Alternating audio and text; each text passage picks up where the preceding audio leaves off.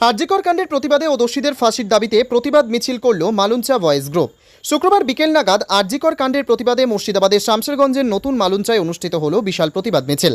মিছিলটি শুরু হয় মালঞ্চা দুর্গা মন্দির থেকে এবং নতুন মালঞ্চা জাতীয় সড়ক 12 তারাপুর হসপিটালের সামনে হয়ে গিয়ে বেশ কয়েকটি গ্রাম পরিক্রমা করে আবার দুর্গা মন্দিরে এসে শেষ হয়। মিছিল শেষে বয়েজ গ্রুপের সদস্যরা বক্তব্য রাখেন। পাশাপাশি আরজিকর কাণ্ডের খুন হওয়া জুনিয়র ডাক্তারের ছবিতে মাল্যদান, শ্রদ্ধাঞ্জলি জ্ঞাপন সঙ্গে 1 মিনিটের নীরবতা পালন করা হয়। এদিন এই মিছিলে নতুন মালঞ্চা, আকুরা সহ ওই এলাকার বেশ কয়েকটি গ্রামের প্রায় কয়েক হাজার মানুষ পায়ে পা মেলান। বিভিন্ন প্রতিবাদী ভাষায় হাতে প্ল্যাকার্ড নিয়ে মিছিল থেকে উই ওয়ান্ট জাস্টিস স্লোগানে মুখরিত হয়ে ওঠে গোটা এলাকা। এদিন মিছিল থেকে মূলত আরজিকর কাণ্ডের দোষীদের সর্বোচ্চ সাজা, ফাঁসির দাবি তোলেন প্রতিবাদকারীরা। পাশাপাশি বাংলা জুড়ে নারীদের নিরাপত্তা সুনিশ্চিত করতে হবে ও আগামী দিনে এই ধরনের ন্যক্কারজনক ঘটনা যেন না ঘটে দাবি মিছিলকারীদের। মিছিল ঘিরে শামশেরগঞ্জ থানার পক্ষ থেকে কড়া নিরাপত্তা ও পুলিশি ব্যবস্থার বন্দোবস্ত করা হয়। ব্যুরো রিপোর্ট, এসটিভি নিউজ, সময়ের সাথে সত্যের সন্ধানে। কলকাতা আরজিকর মেডিকেল কলেজ হাসপাতালে মহিলা ডাক্তার টানা 36 ঘন্টা ডিউটি করার পর সে একটু বিশ্রাম নেওয়ার জন্য গিয়েছিল সেমিনার রুমে। সেখানে তাকে নৃশংসভাবে শারীরিক অত্যাচার করার পরে খুন করা হয়েছে। আমরা তার বিচার চাই, তাই আজ আমরা একত্রিত এবং পথে নেমেছি। যতক্ষণ না অবধি আমরা বিচার পাবো ততক্ষণ আমাদের আন্দোলন চলবে।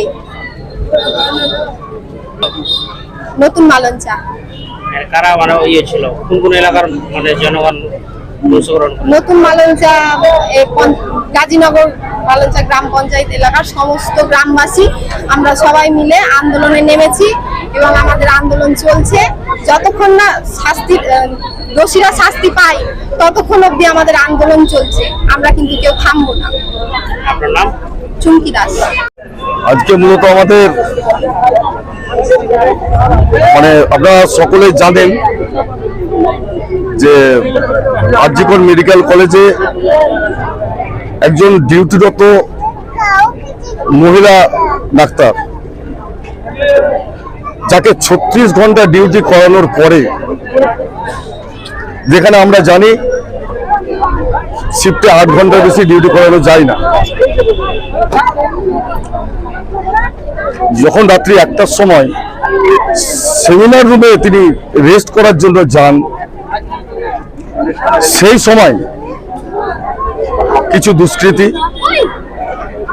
তার উপরে চড়াও হয় এবং তার সাথে শারীরিকভাবে অত্যাচার করে এবং তাকে খুন করা হয়। আমাদের ভাবতে অবাক লাগছে যে আজ যদি এইরকম ঘটনা প্রায় হতেই থাকে, তাহলে আমাদের মা বোনদের সুরক্ষাটা কোথায়? আমরা কোন ভরসায় ভালো জায়গায় গিয়ে তাদের উচ্চশিক্ষিত করে তুলবো, বা মনে বাসনা থাকে প্রত্যেকেরই আমার মেয়ে ডাক্তার হবে, ইঞ্জিনিয়ার হবে, কার ভরসায় কোথায় আমরা পাঠাবো? তাই আমরা আমাদের নতুন মালঞ্চা বয়েজ গ্রুপের উদ্যোগে এবং এলাকার সমস্ত ধর্ম প্রতিষ্ঠান, শিক্ষা প্রতিষ্ঠান, ক্লাব এবং গ্রামের যারা বিশিষ্ট মানুষ, সকলের কাছে আমরা আহ্বান করি প্রত্যেকেই আন্তরিকতার সাথে এই যে ঘটনা, এই ঘটনার সাক্ষী হওয়ার জন্য আমাদের সাথে যোগ দেয়। এবং আপনারা দেখলেন যে কি এক বিশাল প্রতিবাদী মিছিল হলো। আমরা চাই দোষীদের অবিলম্বে কঠোর থেকে কঠোরতম শাস্তি হোক এবং তার সাথে সাথে যিনি অধ্যক্ষ ডক্টর সন্দীপ ঘোষ, তার শাস্তির আমরা দাবি করছি।